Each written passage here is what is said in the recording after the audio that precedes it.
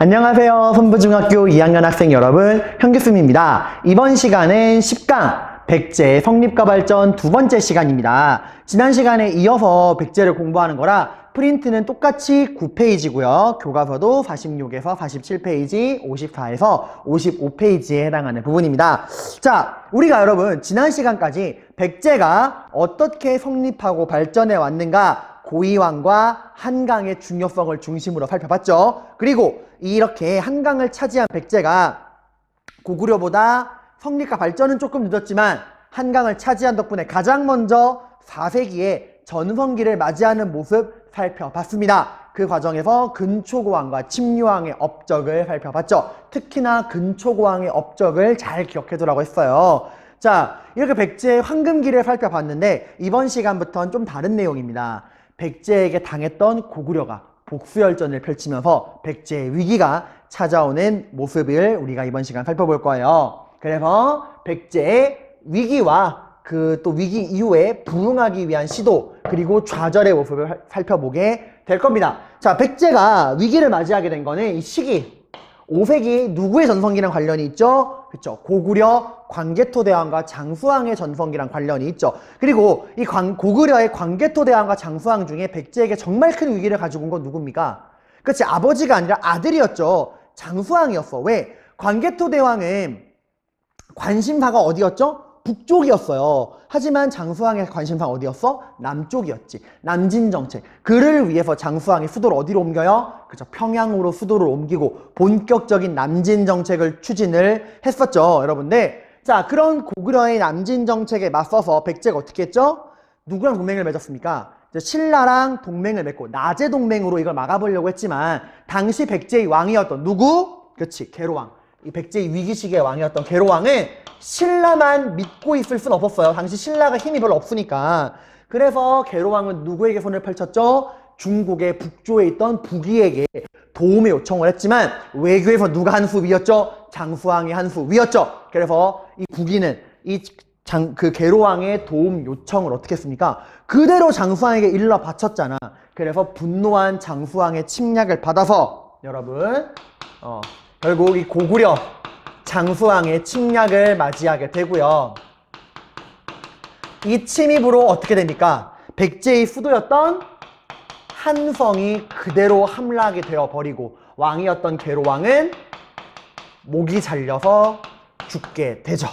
자, 그래서 근데 여러분 마지막에 계로왕이 자신의 아들이 문주왕을 불러서 이야기했다 그랬죠. 이 못난 아버지는 수도를 버릴 수가 없다. 나는 수도를 지키다가 죽을 테니 너는 살아남아야 한다. 이 나라가 이대로 끝날 수 없다. 나는 수도를 지키다가 죽겠지만 너는 백제의 명맥을 이어가야 한다라고 하면서 아들은 피신을 시켰죠. 자, 그래서 이 아들인 문주왕은 이제 도망을 치게 됩니다.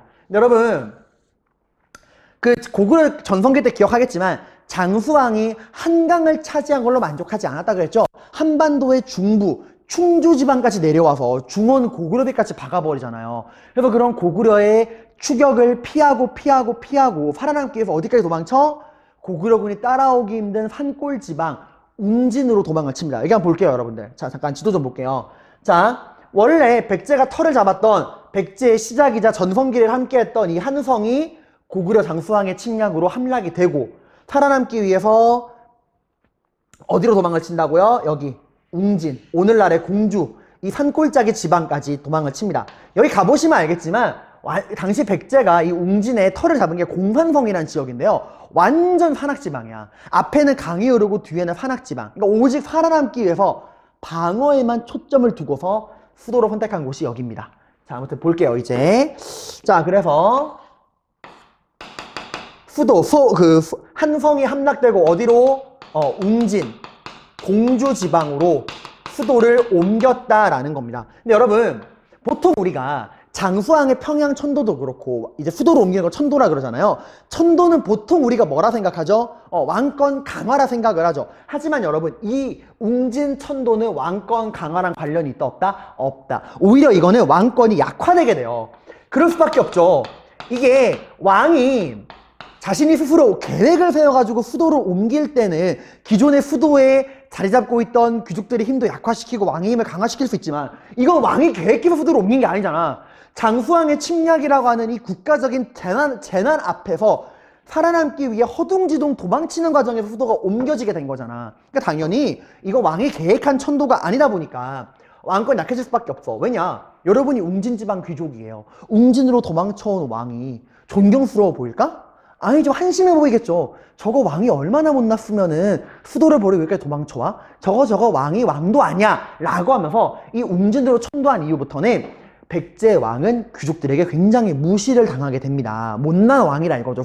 서울을 버리고 한성을 버리고 도망친 왕이라 그래서 이때부터는 왕은 허수아비가 되고요. 귀족들의 권력 다툼이 시작되게 돼요. 이제 귀족들이 왕을 무시하고 자기들끼리 권력을 가지고 다투게 됩니다. 그리고 백제의 국력도 이러다 보니까 어떻게 될까? 약해질 수밖에 없어요. 왕은 허수아비가 되고 그 허수아비인 왕을 내비두고 귀족들이 권력을 차지하려고 싸우고, 그리고 여러분 백제가 전성기를 맞이할 수 있던 이유가 뭐야? 이 한강이라고 하는 축복받은 땅에서 시작했기 때문에 그런 거잖아. 근데 지금 이 축복받은 땅인 한성을 고구려에게 빼앗겼잖아. 더 이상 이 한성을 통해서 바다로 나아갈 수도 없고, 이 한성이라고 하는 군사적인 요충지도 잃어버리고, 이제 뻗어나갈 수 있는 그 기반을 잃어버린 거잖아요. 그러니까 이 한강을 잃어버리게 되고 웅진으로 도망치면서 산골짜기 지방에 갇혀있게 되면서 백제의 국력은 확 약해지게 돼요, 여러분들. 반대로 이 축복받은 땅인 한성을 차지한 고구려의 국력은 부악 치솟아오르게 되겠죠. 그러니까 이 한강을 누가 차지하느냐가 누가 전성기를 맞이하느냐, 그러니까 누가 한성을 차지하느냐가 전성기의 그 차이를 가린다고 볼 수 있어요. 아무튼 돌아와서 이 한강을 잃어버리게 되고 웅진이라고 하는 산골짜기에 갇히게 되면서 더 이상 근초고왕 때처럼 중국이랑 일본과 교류할 수가 없게 되겠죠. 그러면서 국력이 약해지게 됩니다. 자, 그럼 이대로 백제가 멸망하느냐? 아닙니다. 위기는 있을지언정 좌절은 없습니다. 이제부터는 이 위기를 극복하기 위해서 백제 왕들이 어떻게 노력했는가 볼까? 이 위기를 극복하기 위한 첫 번째 왕이 바로 동성왕이라는 왕이에요. 동성왕. 자, 동성왕은 여러분들 이제 뭘 하느냐? 백제가 지금 혼자 힘으로는 이 위기를 극복할 수가 없죠. 그죠? 그럼 누가 중요해질까? 자신을 도와줄 친구가 중요해집니다. 그러니까 백제는 친구가 있었어요. 백제가 이미 장수왕의 그 평양천도와 남진 정책을 막아보고자 누구랑 동맹을 맺은 상태야? 그치, 신라랑 동맹을 맺은 나제 동맹이라는 걸 맺어놓은 상태죠. 근데 계로왕 때까지만 해도 백제 입장에서는 이 신라라고 하는 동맹국이 별로 믿었지가 않았어요. 그러니까 좀 믿고 맡길 친구는 아니었어. 워낙 신라가 힘이 약하니까. 그래서 막 부기한테도 손 벌리고 했잖아. 근데 지금 백제가 거의 망해가기 일보 직전의 위기로 몰려왔잖아. 이제는 신라가 못 믿어온 친구가 아니라 없으면 안 되는 친구가 된 거예요. 이 상황에서 신라마저 백제를 버린다? 그럼 진짜 백제는 끝이야. 그래서 이제는 백제가 오히려 신라에게 더 매달리게 됩니다. 그래서 동성왕은 이제 정말 살아남기 위해서 그전에는 뭐 있으면 그만이었던 친구인 신라와의 관계, 이 나제 동맹을 적극적으로 강화하게 돼요.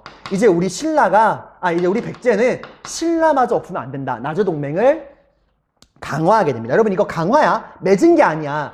나제 동맹은 이미 그전에 장수왕이 평양으로 천도하고 남진 정책할 때부터 맺어진 상태였어요. 동성왕은 그 나제 동맹을 더욱더 강화한 왕입니다. 어떻게 강화했느냐? 왕이 직접 결혼을 했어요. 누구랑? 신라 귀족의 딸과 결혼했어. 왕의 딸도 아니야. 신라 귀족의 딸과 결혼한 거야. 그러니까 이제 좀 백제가 숙이고 들어간 거죠. 신라와 혼인동맹, 가족이 된 겁니다. 혼인 관계를 통해서 한 피로 엮인 가족이 되는 거예요. 그리고 신라랑 그러니까 신라의 귀족의 딸을 왕비로 맞이한 거는 나제 동맹을 강화하는 것도 있지만 또 어떤 효과도 있을까? 누구를 견제할 수 있을까? 그치, 지금 왕을 무시하고 자기들끼리 날뛰고 있는 이 백제의 귀족 세력을 견제할 수 있는 거야. 그전이었다면 당연히 그 백제의 귀족 중에 한 명, 그 귀족 집안에 적당한 그 귀족 집안의 딸과 결혼을 했어야 됐지만 지금 귀족 세력은 왕을 무시하고 깔보고 있잖아. 그러니까 아예 왕이 나는 너희 귀족이 아니라 외부에서 왕비를 맞이하겠다 해서 이 귀족 세력을 견제하고 새로운 신진 세력을 등용하게 되는 거야. 서사건과 왕을 무시하는 애들이 아니라 새로운 세력을 등용하면서 나라를 새롭게 해보려고 합니다. 근데 아직까지 얘들아, 동성왕은 노력은 했지만 아직까지 백제의 왕권은 정말 땅바닥에 떨어진 상태예요. 백제 위기 상황이고. 그러니까 동성왕은 이렇게 노력했지만 되게 비참한 결말을 맞이해. 이런 동성왕의 이런 정책에 불만을 가진 귀족들이 반란 일으켜서 동성왕을 칼 맞아 죽어요. 반란으로 죽습니다. 자, 그 다음에 왕이 된 게 누구냐? 무령왕입니다. 무령왕은 원래 왕이 될 수 없는 사람이야. 이 사람은 원래 그 백제의 왕족이긴 했는데 일본에 건너가 있던 사람이었어요. 그러니까 그 왕위 계승권에서 멀어져 있으니까 일본에 유학 겸 볼모로 보내버린 거야. 근데 일본에서 이제 생활하고 있다가 왕이 죽었다. 그러니까 다음 왕을 이을 계승권을 찾다 보니까 그나마 가장 가까운 왕족이 무령왕이었던 거야. 그래서 일본에서 유학 생활하던 무령왕이 부랴부랴 백제로 돌아와서 왕이 됩니다. 이게 무령왕이에요. 자, 무령왕은 왕권을 강화하고 나라를 바로잡아야겠다. 그러기 위해서는 이 지방에서 날뛰는 귀족들, 왕을 무시하고 심지어 왕마저도 죽여버리는 이 왕을 무시하는 귀족 세력들부터 진압을 해야겠다고 생각을 해서 획기적인 정책을 시행합니다. 이게 바로 굉장히 중요한 건데 22담로라는 걸 만들어요. 자, 이건 뭐냐면 22곳의 담로라고 하는 특별행정구역을 만든 거야. 그러니까 백제 땅에서 중요한 지방, 22곳의 지방에 담로를 만든 거야. 그러니까 22곳의 담로라고 하는 특별행정구역을 만든 겁니다. 그리고 그 특별행정구역에다가 이 중요 거점, 백제의 중요한 땅에다가 백제의 중요한 그 22곳의 장소에다가 22담로를 설치한 거잖아요. 그리고 이 중요 거점에다가 22담로에다가 이 22담로를 책임지는 담당관으로 누구를 임명하느냐? 귀족을 임명하면 아무 의미가 없죠. 누구를 임명하냐? 가장 믿을 만한 존재. 왕에게 가장 믿을 만한 존재가 누가 있을까? 그치. 피를 나눈 왕족들이죠. 그래서 이 22담로에는 왕족을 파견합니다. 그러니까 지방관으로 귀족을 파견한 게 아니야. 왕족을 파견했어요. 그래서 이 지방에 대한 통제권을 장악을 합니다. 그러니까 백제 전역에 22곳, 중요한 지방 22곳에 담로라고 하는 특별행정구역을 설치하고 이 중요 거점에 가장 믿을 만한 왕족을 파견해서 지방을 장악하고 있는 귀족들의 힘을 약화시키고 지방에 대한 통제력을 강화시킨 거예요. 그리고 무령왕은 우리 백제가 다시 근초고왕 때의 그 영광의 시절, 그 전성기를 회복하기 위해서는 이런 산골짜기 지방에 갇혀 있으면 비전이 있다 없다? 없다. 그러니까 우리 백제가 다시 예전 근초고왕 때처럼 우리 백제의 장점이 뭐야? 바다가 뚫려있는 다른 나라, 이웃나라랑 문물 교류를 하는 게 우리 백제의 장점 아니었냐? 그러니까 우리 백제도 다시 다른 나라랑 교류를 해야 한다. 그래서 중국, 일본과 끊겼던 그 웅진으로 천도하고 나서 워낙 정신이 없으니까 중국이랑 일본이랑 외교관계가 사실상 단절돼 있었단 말이에요. 그 단절된 외교관계를 회복합니다. 이 중국, 일본과 다시 그 외교관계, 대외 교류를 활발하게 회복을 해요. 그 증거가 바로 뭐냐? 이 무령왕 때 이 중국과 일본이랑 활발하게 그 외교 관계를 다시 회복했다라는 증거가 뭐냐? 무령왕이 죽고 나서 무덤을 만들었거든요. 이게 그 무령왕릉이에요. 공주에 있습니다. 웅진에. 이 무령왕릉이 여러분들 어떤 무덤이냐? 이 무령왕릉이 벽돌 무덤이야. 벽돌로 만든 무덤인데 여러분 벽돌 무덤은 우리나라 전통의 무덤이 아니에요. 우리 정통의 무덤이 아니라 그것도 중국이 당시 남북조 시대라 그랬죠, 여러분들. 그 중국 남조의 양식이 벽돌 무덤이야. 그러니까 이 말은 뭐야? 왕의 무덤을 만들 때조차도 중국에서 받아들인 그 선진 기술, 그 중국 남조에서 받아들인 벽돌 무덤 만드는 기술로 왕의 무덤을 만들었다는 거는 그만큼 중국이랑 교류가 활발했다라는 거예요. 이 무령왕릉은 중국 남조의 벽돌 무덤 양식이라는 거. 그러니까 우리 전통의 무덤이 아니라 중국의 기술을 받아들여 만든 무덤이라는 거예요. 그리고 이 무령왕의 관이 있을 거 아니야, 무덤에. 그 관, 나무로 만든 관이 있을 거 아닙니까? 그 무령왕의 관을 만든 나무가 어디 나무냐? 백제 나무가 아니야. 일본 나무예요. 일본에서 들여온 나무로 관을 만들었어. 그러니까 무령왕이 얼마나 그 주변 나라들과의 교류에 외교관이 힘썼는지 알겠죠? 자신의 무덤을 만들 때조차도 중국 양식으로 받아들인 벽돌 무덤에다가 관은 일본산 나무로 관을 만들었어요. 되게 노력했던 왕입니다. 자, 그래서 이렇게 무령왕이 이제 지방도 장악을 하고 이웃나라랑 교류를 통해서 침체되어 있던 백제의 힘을 쫙 끌어올립니다. 이렇게 끌어올린 백제의 힘을 분출시켰던 백제 부흥기를 이끈 마지막 왕이 바로 누구냐? 성왕이에요. 자, 우리 이제 그 성왕의 업적을 살펴보러 갑시다. 자, 그럼 이제 백제의 위기를 극복하던 그 노력의 마지막 왕, 성왕에 대해 살펴보도록 합시다. 자, 성왕. 자, 성왕은 여러분들 일단 어떤 업적을 남겼냐? 제일 먼저 한 게 수도를 옮기는 거였어요. 자, 백제의 수도가 자, 내려봐봐. 백제가 수도가 원래 어디였죠? 원래 한성에서 시작을 해서 축복받은 땅, 한반도의 중심이고 어디로든 뻗어나갈 수 있고 넓은 평야에 농사도 잘 되고 중국과의 선진 문물을 교류하기에도 좋은 그 한반도의 중심지였던 한강에서 시작을 했다가 그 덕분에 빠른 전성기를 맞이했다가 고구려에게 한성을 빼앗기고 어디로 도망쳤니? 부랴부랴 산골지방인 웅진으로 도망쳤죠. 웅진은 여러분들 계획적인 천도가 아니다 보니까 왕권도 약화되고 귀족들에게 무시당하고 굉장히 힘들었잖아. 거기다가 웅진은 산골짜기 지방이다 보니까 뭐하기 굉장히 안 좋아? 이웃나라랑 교류하기 굉장히 안 좋았죠. 그죠? 또 농사짓기도 별로 안 좋고. 그래서 성왕은 우리 백제가 다시 근초고왕 때 전성기를 회복하기 위해서는 이런 산골짜기 지방이 있으면 안 된다. 그러니까 어떻게 한다? 다시 넓은 평야로 나아가야 한다. 그래서 수도를 어디로 옮기느냐? 사비로 수도를 옮깁니다. 사비가 오늘날의 부여예요. 부여. 여기로 수도를 옮깁니다. 자, 여러분, 이 부여는 어떤 장점이 있느냐? 잠깐 지도를 볼게요, 여러분들. 자, 봅시다. 여기 한성에 있다가 웅진으로 도망을 쳤다가 여기 사비로 수도를 옮긴 거예요. 사비로. 여기는 일단 웅진에 비해서 사방이 탁 트여있는 평야지방입니다. 넓은 평야지방. 뭐하기 좋아? 농사짓기 좋고 사람들이 많이 살기 굉장히 좋아요. 거기다가 여러분들 이게 보시면 강 하류지방이야. 이 웅진과 사비를 흐르는 강이 금강이라는 강이거든요. 근데 웅진은 금강 상류지방이다 보니까 바다로 통하지 못해. 근데 이 사비는 금강 하류지방이다 보니까 이 강을 타고 어디로 나갈 수 있냐? 바다로 나가기 굉장히 좋은 곳이에요. 그러니까 뭐 하기 좋아? 이웃나라랑 교류하기에 굉장히 좋은 곳이 사비입니다. 그러니까 넓은 평야도 갖추고 있고 바다를 통해 해배로 뻗어나가서 이웃나라랑 외교관계, 교류하기에 굉장히 좋은 곳이 사비라는 겁니다.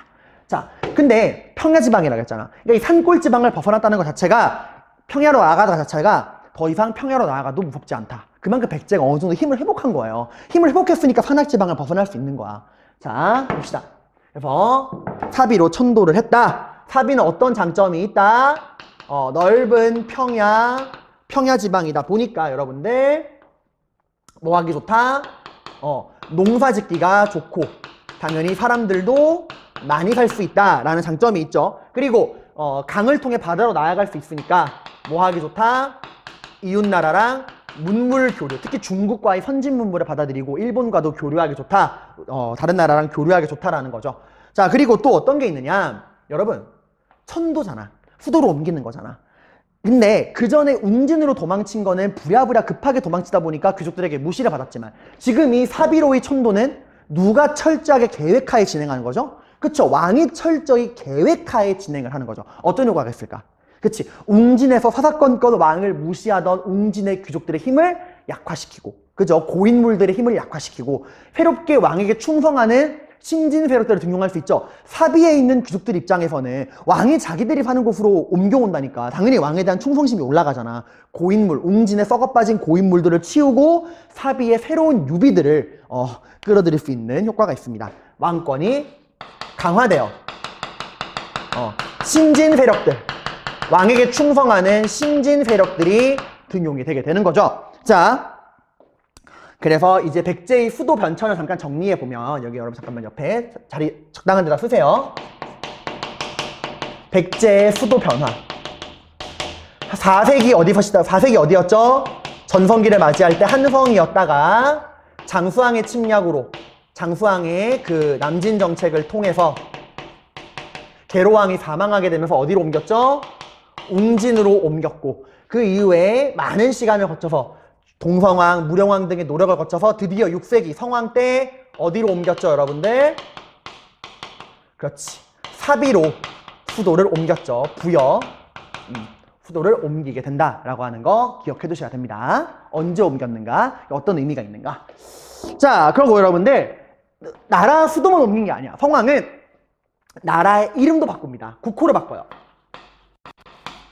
뭐로 바꾸느냐? 국호를 남부여로 바꿔요. 남부여. 남쪽에 있는 부여다 해서 남부여로 국호를 바꿉니다. 그러니까 한마디로 어디를 계승했다는 거야? 우리 백제는 부여를 계승했다는 거예요. 이게 무슨 말이냐면 여러분들, 제가 첫 시간에 백제의 그 건국에 관해서 이야기했죠.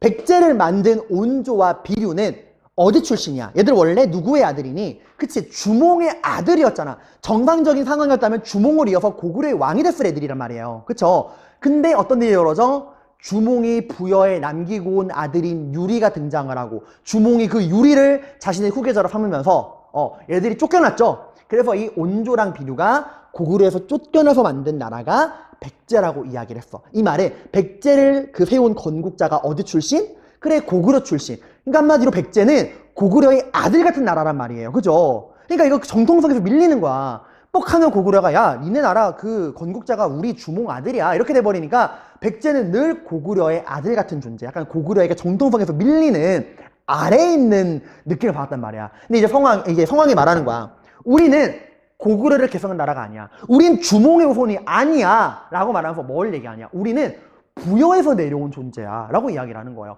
여러분, 고구려를 만든 주몽이 어디 출신이야?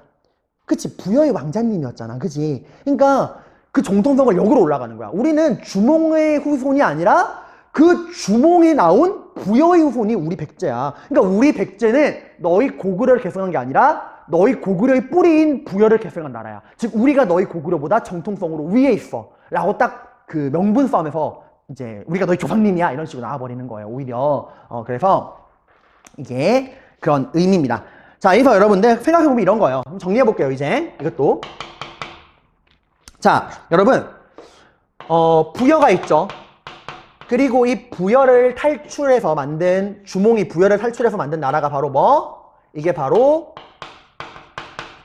고구려였죠. 즉 고구려의 지배층과 부여의 지배층은 그 혈통이 같다. 고구려는 부여를 계승했다라고 했었죠. 혈통이 같으니까. 그 증거가 뭐였니? 고구려의 지배층이 부여에서 나왔다는 증거가 뭐야? 그 주몽의 건국 이야기를 담은 주몽설화 있죠. 그죠? 그리고 부여랑 고구려의 사회 풍습이 비슷했죠. 물건 하나 훔치면 12배로 갚아. 일책 12법. 형이 죽으면 형수는 동생이 데려간다. 형사 쉬수제. 이런 것들을 통해서 이 두 그 나라의 건국 집단이 유사하다라는 걸 우리가 알 수가 있었어요. 그죠? 근데 지금 백제를 만든 거,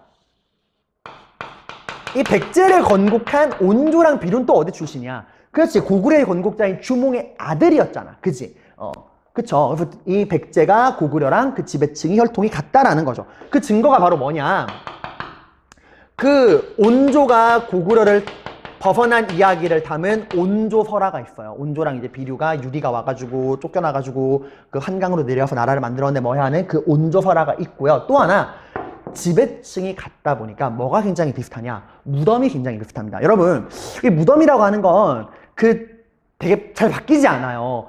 아무리 여러분 개방적인 사람도 무덤을 함부로 바꾸지 못해. 예를 들어서 락커야, 락스피릿 이래가지고 난 락커니까 우리 아버지 무덤에 기타를 박아놓을 거야, 이런 또라이는 없어요. 아무리 막 락커에 막 머리 막 미친 듯이 하는 사람도 장례식 때는 머리 얌전하게 하고 귀걸이 다 빼고 양복 입고서 아이고 아이고 한단 말이에요. 막 아버지 무덤에다 기타 박아놓는 또라이는 없어요. 막 락스피릿을 하러 오단 말이야. 이 두 나라의 무덤은 굉장히 비슷합니다. 지배층이 비슷하다 보니까 무덤이 비슷해요. 자, 이거 나중에 문화사 때 공부하긴 할 건데, 고구려에 여러분들 장군총이라는 무덤이 있거든. 고구려에 있는 무덤이야. 그리고 고구려 그 국내성에 있는 무덤이에요. 그 백제의 수도 서울에 있는 무덤 중에서 석촌동 고분이라는 무덤이 있어요. 이게 이 두 나라의 그 대표적인 무덤인데, 이 두 무덤이 양식이 똑같아. 무슨 무덤이냐? 돌무지 무덤이라는 거예요. 돌무지 무덤. 돌을 무더기로 쌓았다는 거야. 모양이 이래요. 돌을 이렇게 땅땅땅 피라미드랑 비슷해. 돌을 땅땅땅땅 쌓아놓은 이런 모양이에요. 그러니까 고구려에 있는 장군총이나 고구려 국내성에 있는 장군총이나 백제 서울에 있는 석촌동 고분이나 다 양식이 뭐다? 돌을 무대기로 쌓아놓은 돌무지 무덤이다. 이걸 통해서 두 나라의 지배층이 같은 혈통이라는 걸 알 수 있는 거야. 근데 어쨌건 백제가 지금 정통성에서 밀리잖아. 그지? 그러니까 성왕이 뭐라 그러는 거야? 우리는 너희 고구려에서 나온 나라가 아니라 어딜 계승한 나라? 너희 고구려의 조상격이 부여를 계승한 게 우리거든? 이라고 말을 해버린 거야. 정통성에서 우리가 위에 있다. 이게 국호를 뭐라 그런 거야? 남쪽에 있는 부여라 그래서 남부여라고 딱 백제가 치고 들어온 거예요. 여러분들 어떤 의미인지 알겠죠? 되게 머리가 좋은 거야. 자, 그리고 여기서 이제 끝나지 않아요. 백제인들의 영원한 마음의 고향 어디죠? 백제가 시작한 곳, 백제의 영광의 시절을 이룰 수 있던 최고의 금바라기 땅, 그렇지, 서울, 한성, 한강을 다시 되찾아야지. 그 한강을 찾기 위해 노력을 합니다. 그리고 한강을 되찾아요. 성왕은 고구려에게 빼앗겼던 한강을 되찾습니다. 어떻게? 아니 선생님, 고구려잖아요. 그 광개토대왕과 장수왕이 그 막강한 고구려인데 백제한 한강을 빼앗긴다고요? 당시 고구려는 우리가 알고 있는 그 고구려가 아니야. 5세기 전성기가 끝나고요. 그 고구려는 엄청난 내분의 휩싸입니다. 그러니까 고구려가 이 당시에 왕위 계승을 둘러싸고서 나라가 완전 그 내분과 혼란의 도가니였어요. 장수왕이 사망한 이후에. 그래서 옛날에 그 고구려가 아니야. 그래서 고구려가 막 정신없는 틈을 타서 백제가 치고 올라온 거야. 근데 이것도 얘들아, 아무리 고구려가 내분에 빠졌다 그래도 고구려는 고구려야. 백제 혼자 힘으로 고구려로부터 한강을 되찾기는 쉽지가 않아. 그래서 누가 있죠? 백제의 친구, 동맹국이 있죠. 동성왕 때부터는 아예 한 가족이 된 동맹국. 누구? 신라. 그 신라랑 함께 힘을 합쳐서 한강을 쳐들어가서 한강을 빼앗습니다. 그러니까 혼자 힘으로 한 게 아니라 누구랑 함께 한 거야? 위드, 뭐뭐와 함께, 누구랑 함께? 신라와 함께 하게 돼요. 당시 신라의 왕이 누구냐? 6세기 신라의 전성기를 이끈 진흥왕입니다. 여러분들, 진흥왕과 팀을 짜고서 딱 치고 올라가서 한강을 되찾게 돼요. 자, 어떻게 한강, 그러면 봐봐. 혼자 차지한 게 아니니까 이 한강도 나눠야 될 거 아니야. 그지? 어떻게 나누느냐? 잠깐 볼게요, 여러분들. 여기로 잠깐. 자, 여러분, 그 한강이 이렇게 한성을 차지했을 때 여러분들 이렇게 보면 좀 안 보이겠다. 여기다 이렇게 따로 그냥 하나 그릴게요, 제가 여기다가. 여러분 이거 사회 시간이나 이럴 때 배워서 알겠지만 강에는 하류와 상류가 있다는 거 아시죠? 자, 한번 복습해 볼게요. 여기가 이제 한성, 서울이 있고 그 한성에 이렇게 한강이 쫙 흐르잖아, 얘들아. 자, 내륙지방을 우리가 뭐라 부르냐? 상류라 그래요. 내륙지방을 상류고, 이 바다로 통하는 곳을 우리가 뭐라 그러냐? 하류지방이라 그래. 하류.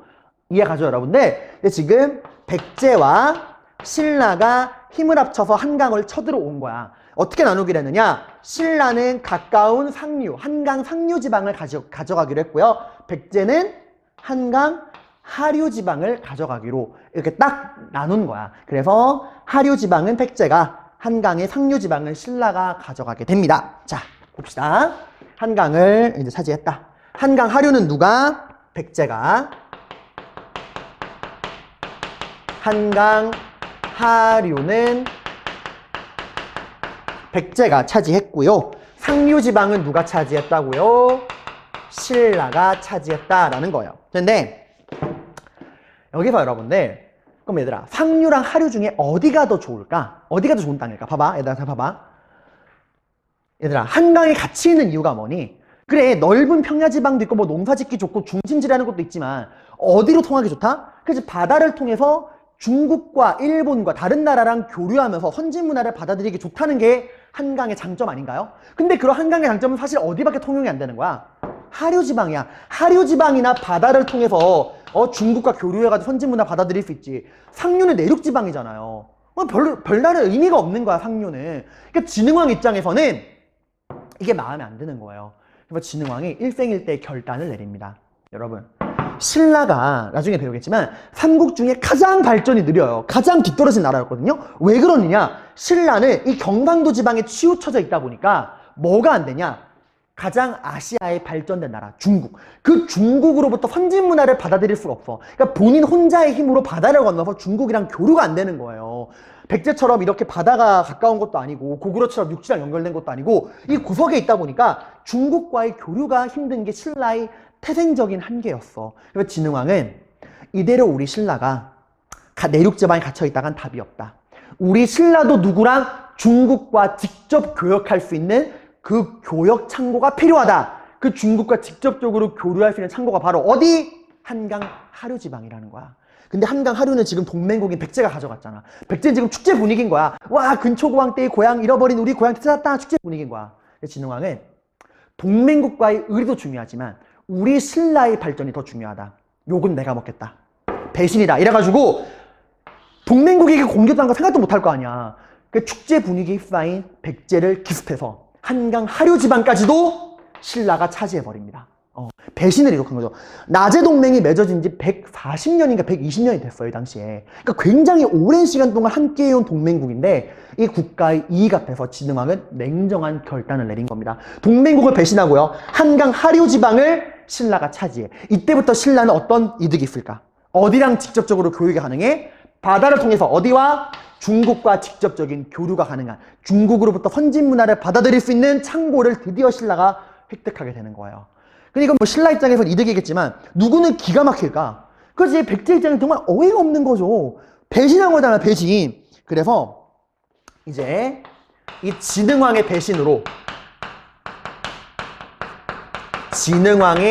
배신으로 여러분들 백제는 와, 우리의 근초고왕 때 잃어버린 고향을 찾았다 라고 하는 기쁨도 잠시 한강을 완전히 신라에게 뺏겨버리게 됩니다. 자, 여러분이 성왕이면 어떻게 할래요? 열빡치겠죠? 이런 삐삐삐 같은 새끼들을 하겠지만 성왕은 일단 한번 가라앉혀. 아, 내가 당했다. 여러분, 당시에 성왕은 나이가 50대 중반, 굉장히 완숙한 나이였고 진흥왕은 20대 초반의 꼬맹이야. 그러니까 성왕이 보기엔 꼬맹이인 거예요. 이런 꼬맹이에게 내가 당했구나. 근데 나도 복수해야겠다. 근데 내가 지금 당장 감정을 드러내면 안 된다. 왜냐면 지금 신라도 백제가 가만히 있지 않을 거라 생각하니까 경계하고 있단 말이야. 이런 상태에서는 싸워봤자 이득될 게 없다. 일단 신라를 안심시켜야겠다. 그래서 성왕이 자신의 딸을 진흥왕에게 시집 보냅니다. 오히려 그러니까 나는 그래 너희가 한강을 차지한 거 그냥 인정할게. 화 안 나? 이번 기회에 우리 동맹 깰 수 없지. 우리가 어떤 사이고 우리 100년 넘게 동맹한 사이 아이가 이러고 동맹 이어가자고 자신의 딸을 진흥왕에게 시집을 보냈어요. 냉정하죠. 딸인데. 근데 진흥왕도 바보가 아니거든? 진흥왕은 엄청 똑똑한 왕이야. 다 알겠지만 진흥왕이 신라 최고의 왕 중에 한 명이야. 진흥왕은 딱 그 성왕의 딸이 시집 오는 걸 보고 아, 이 사람이 나에게 복수할 생각 가지고 있구나. 이빨을 숨기는구나. 해서 겉으로는 아이고 장인어른 우리 잘 지내봐요 이러놓고서는 신라도 방심하지 않고서 백제와의 전쟁을 준비합니다.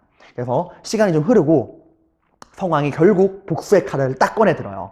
그래서 성왕이 32,000명에 달하는 어마어마한 대병력을 이끌고 복수열전에 돌입합니다. 근데 여러분, 자, 당연히 이 성왕이 어디로 쳐들어갈까? 지금 어디를 빼앗겼어? 한강 빼앗겼잖아. 그러니까 당연히 어디로 갈까? 한강을 되찾기 위해 한강으로 진군하겠죠?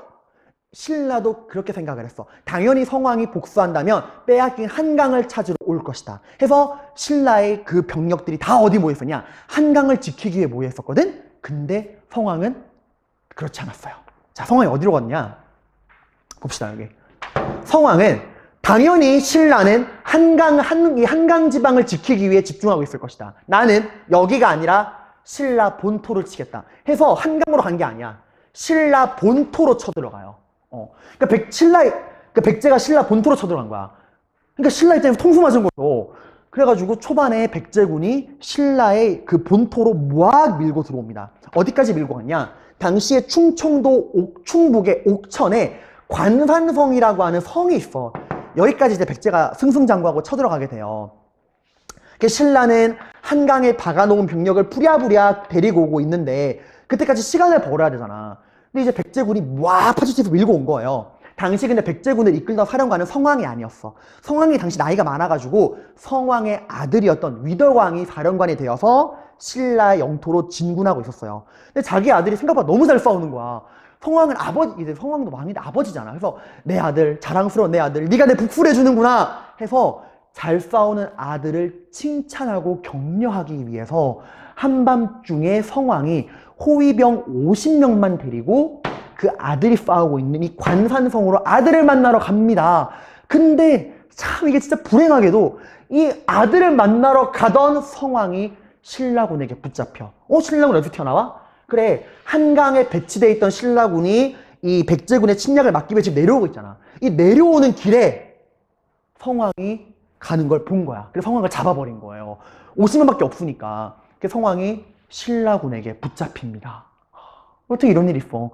이제 성왕이 자신의 최후를 직감하죠. 살려줄 리가 없죠. 그래서 성왕이 그래, 난 여기서 죽는 거 이해한다. 하지만 나 그래도 한 나라의 왕이었다. 그러니까 내 마지막만큼은 명예롭게 죽게 해달라. 내 스스로 자결할 수 있게 해달라. 라고 이제 이야기를 했는데, 당시 이제 신라 사령관이 김무력이라는 사람이었어요. 나중에 배울 건데, 얘가 우리 신라는 잘못한 사람은 가장 천한 자, 노비에게 죽는 게 법이다. 네가 비록 백제의 왕이지만 우리 신라의 영토를 침공하고 있는 적국의 왕이니까 넌 명예롭게 죽을 수 없다. 넌 가장 비참한 죽음을 맞이해야 한다. 그래서 성왕의 목을 누가 베게 했냐? 노비가 베게 했어요.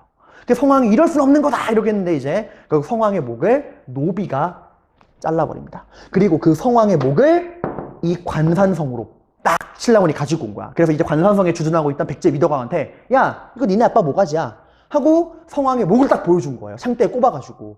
이 위덕왕은 기가 막히죠. 후방에 안전하게 있어야 되는 자기 아버지가 편지도 왔었어. 아들아, 조만간 만나러 갈게 해서 아버지 기다리고 있는데 자기 만나러 오겠다는 아버지가 신라군에게 붙잡혀서 비참하게 모가지로 뚝뚝 돌아온 거야.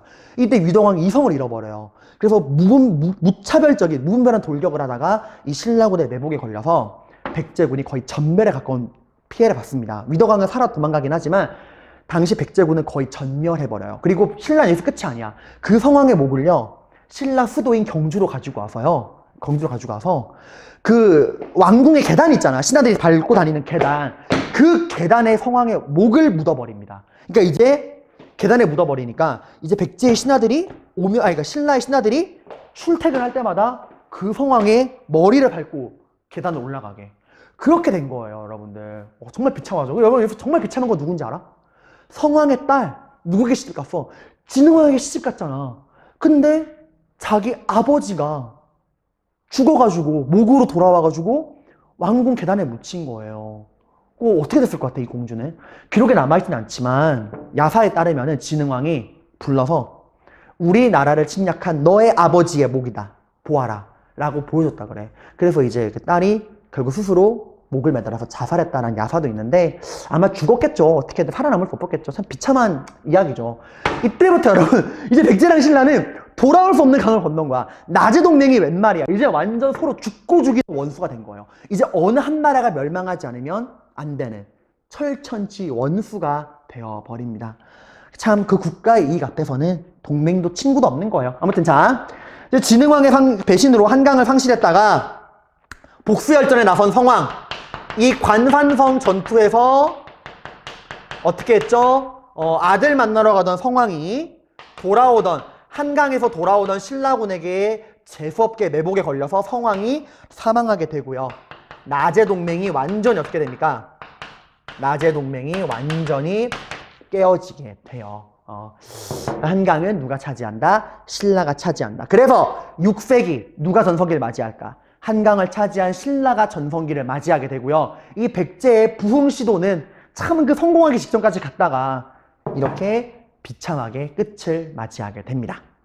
자, 여러분 잠깐 이 지도에서 여러분들 이 수도를 옮기는 과정과 이런 것들도 함께 기억해 두셔야 돼요. 자, 여러분 우리 이번 시간에는 자, 여러분 저 보세요. 여러분 이번 시간엔 우리가 5세기 고구려의 침략으로 그 위기에 빠진 백제 계로왕 때 그 위기, 그리고 웅진으로 도망친 이후에 그 위기를 극복하기 위해서 노력했던 백제의 부흥시도 봤죠? 동성왕, 이제 백신라랑 혼인 관계를 통해서 나제 동맹을 강화하고요. 신진 세력을 등용했고, 무령왕, 백제의 그 22곳의 중요한 지점에 22담로를 설치하고 왕족을 파견해서 지방을 통제했고요. 그리고 끊겼던 외교관계, 중국과 일본과의 외교관계를 복구했었죠. 무령왕 등이 그 증거라 그랬죠. 중국식 벽돌무덤, 일본 나무로 만든 관, 그리고 이런 부흥기의 마지막을 장식하는 왕이 바로 성왕이었죠.